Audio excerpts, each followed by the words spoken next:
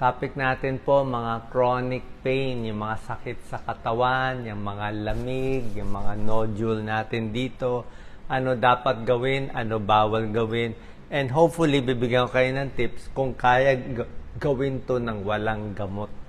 Okay?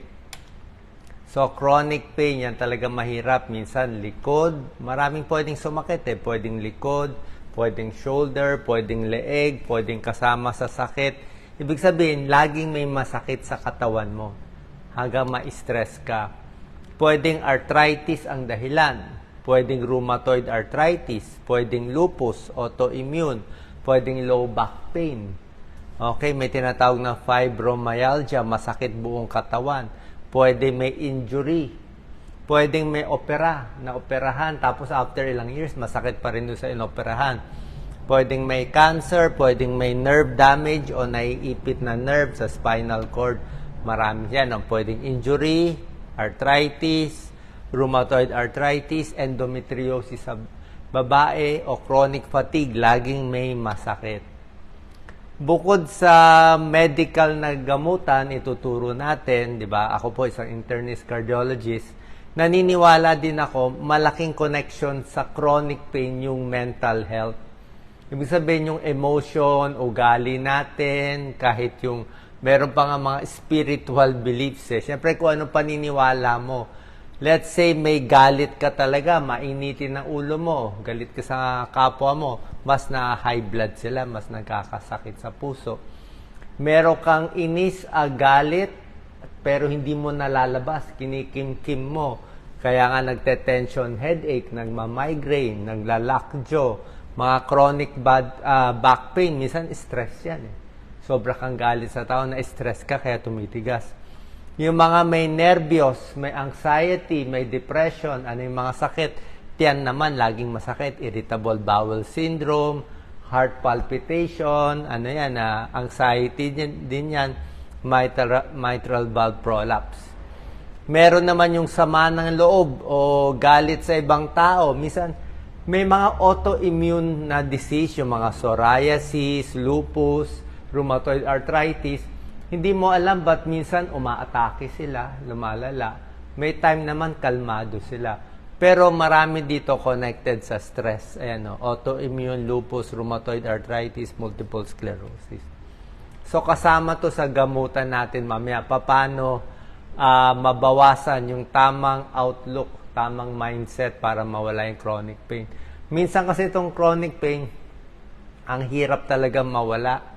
Diba? Laging masakit, joint stiffness, pwedeng headache, pwedeng parang nangingimay, namamanhid, iba't ibang parte ng katawan. Hindi ka na makatulog sa stress mo, hindi ka na makatrabaho, hindi ka na makafocus, bumabagsak yung katawan at tumatanda yung tao.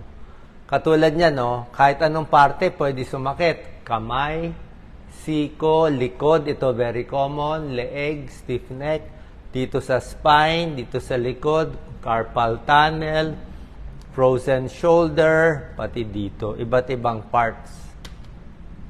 Maraming therapy, syempre papatingin tayo sa doktor kung anong problema, ano ba issue sa spine, may bali ba, may naipit ba, pwede namang gawin yan. Pero syempre, ang pinaka-therapy natin, unang-una, pag masakit, pwedeng hot and cold therapy. Usually, hot pack muna, cold pack. Kung bugbog, let's say, nag-jogging, uminit yung sa tuhod, sumakit ang tuhod, hot pack, cold pack muna siya. Kahit masakit ang katawan, hindi rin totally pwede nakahiga na lang na ilang araw. Kasi lalo tayong manghihina kung hihiga na lang tayo. Pag mayroon kang low back pain, isang araw lang ang higa mo, pahinga. Next day, kahit paika-ika, kailangan talaga gumalaw. Kasi pag humina yung muscle, lalo na sa mga senior, pag tumatanda, lalo tayong manghihina. Kaya gentle exercise pa rin. Tuloy-tuloy pa rin yung exercise, lakad, itong mga stretching, tuloy-tuloy pa rin. Kahit masikip na yung katawan, kahit hirap na, pipilit pa rin natin yan. Stretching, exercise, proper posture, yan lagi natin nakakalimutan.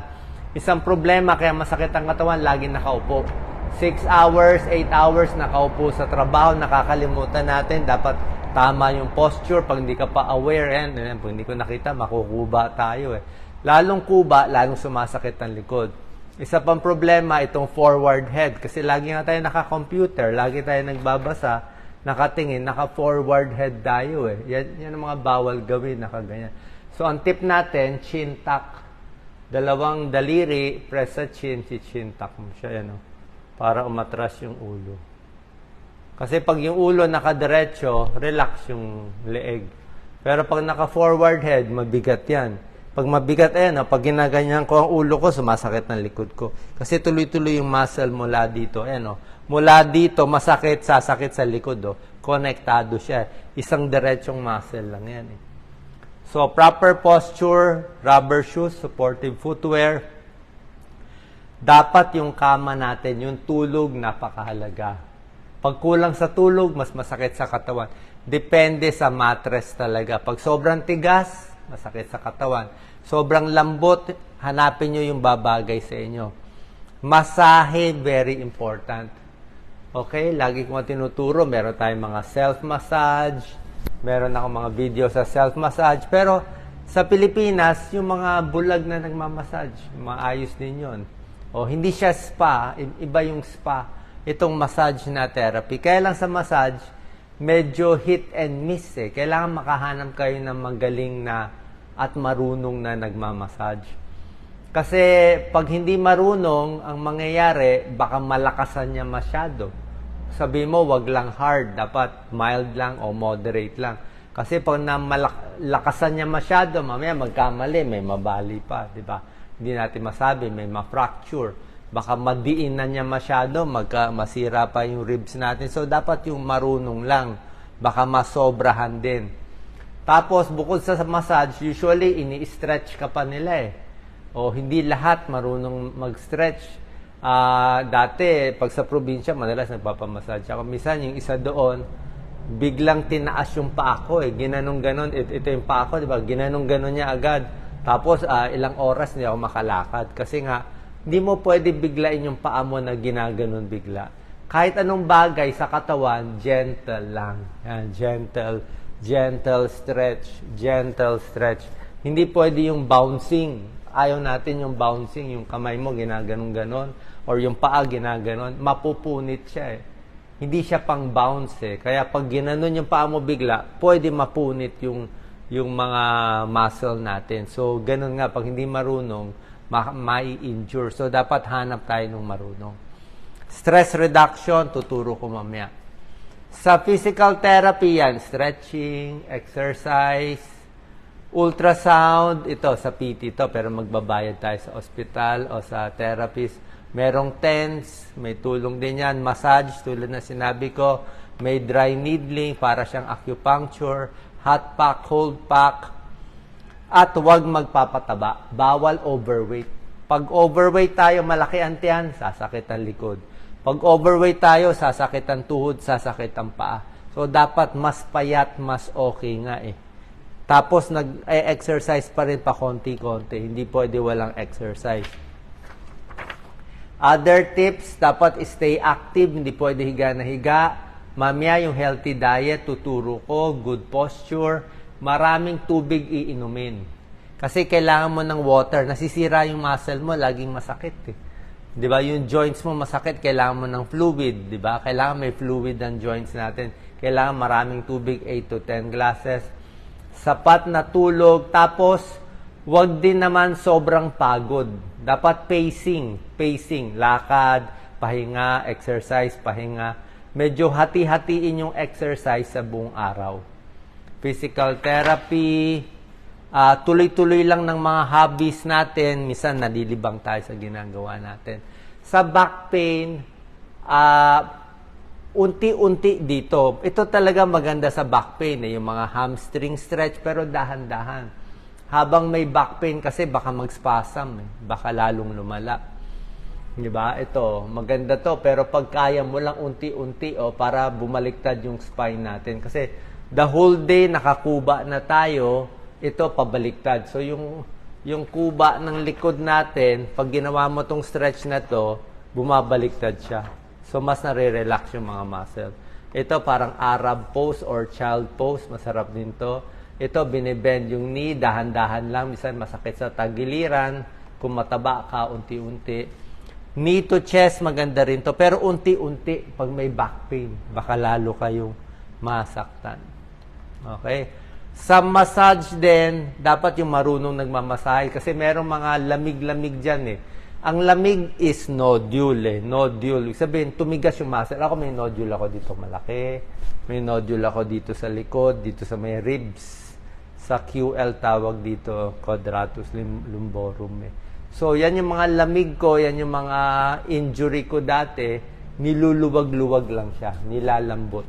Pag nalambot siya, marirelax. Tapos after 1 week, sisikip naman. Tapos luluwag natin ulit. Yan ang mga lamig-lamig. Kailangan nilalambot siya. Okay?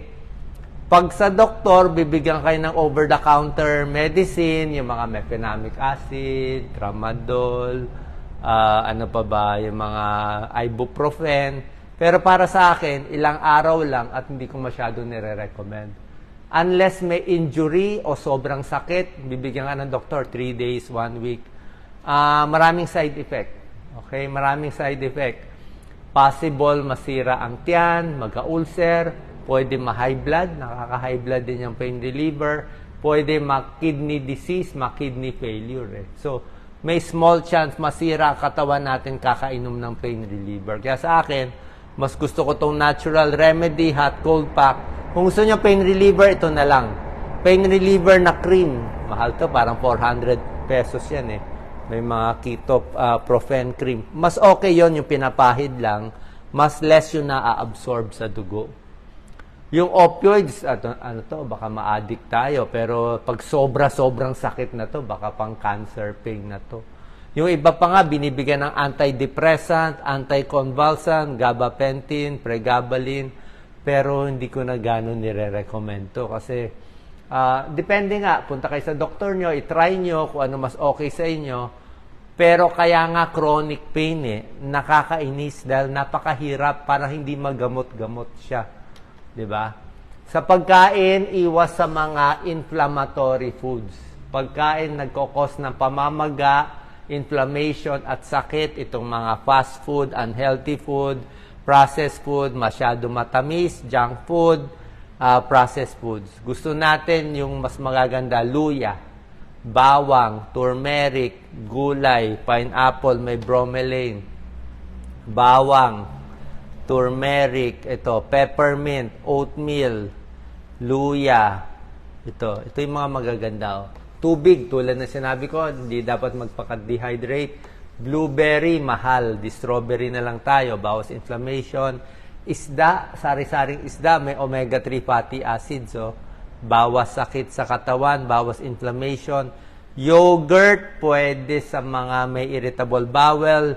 Luya, for muscle pain, migraine. Ito, mahal ng cherry sa atin. Ito yung mga bawal. Maraming karne, maraming soft drinks, nakakataba. Maraming mantika, nakaka-cholesterol, nakakataba. Maraming white bread, white rice, only rice, nakakataas ng sugar, nakakataba. Delata, masyado maalat. So, bawas tayo dito. Dapat mas fit, mas healthy, mas payat, mas okay. Ito pa, sa mga chronic pain, nagkakaroon na sila ng parang nervyos. Ayan, no? Nervyos na siya. Bakit? Inis ka na sa sakit mo. Hopeless na pakiramdam mo. Parang wala nang pag-asa. Hindi ka na masaya sa buhay. Umpisa pa lang, ina-expect mo na, sana maging malakas ulit ako. Hindi na ako okay. Ang dami kong pinoproblema. Ayan, no? Hindi ka na makatrabaho, hindi ka na makalabas, nag-isolate ka na. Sinosobrahan mo yung trabaho mo o nagtatago ka na sa tao. Bakit? Kahit wala kang sakit, ina-expect mo darating na yung sakit eh. Parang natakot ka na sakit. Nako, hindi ko na mataas ang kamay ko, sasakit na to. Nako, pag inikot ko, hindi pa nag-uumpisa, sakit na eh. Dahil sa takot mo, hindi ka nagagalaw, lalong sasakit. Pag ina-expect mo na lalala yun. Pag ina-expect mo na sasakit, sasakit yun. Pag ina-expect mo, hindi ako makakatulog, ma-stress ako, yun ang mangyayari.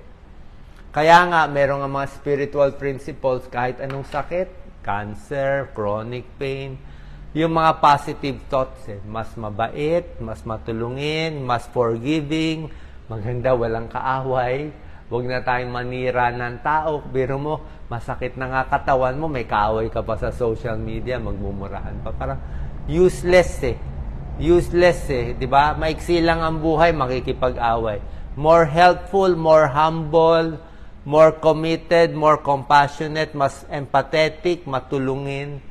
Pag mas masaya tayo, maglalabas yung katawan natin ng good hormones. Yung good hormones, parang natural na gamot yun. Mas maganda pa yun. Parang natural gamot na anti-pain. Matatanggal yung... Diba pag masaya kayo, relax kayo, hindi mo maramdaman yung sakit Ayan Huwag makipag-away, nagdadasal lang, tumutulong sa ibang tao, respectful communication, hindi naninira ng iba, matulungin sa lahat ng tao, kahit maliit na bagay, nagpapahappy yan sa'yo. Okay? So, last slide. Ito ang parang mantra natin. May chronic pain. May pain ako dito. Mag-isang taon na Nakakainis So, my pain does not define me. In control tayo. I take things at my own pace. Mabait ako sa sarili ko. Marami tumutulong sa akin. Expect mo marami. I am strong and healthy. Yan, Naghahanap tayo ng paraan para mawala yung pain. Baka ito yung paraan. Nakikinig kayo sa akin. I deserve to be healthy and happy. Walang negative thoughts, walang kaaway, walang sinisiraan. And number 10, everyday paggising ko, stronger and healthier and happier ako everyday. Salamat po.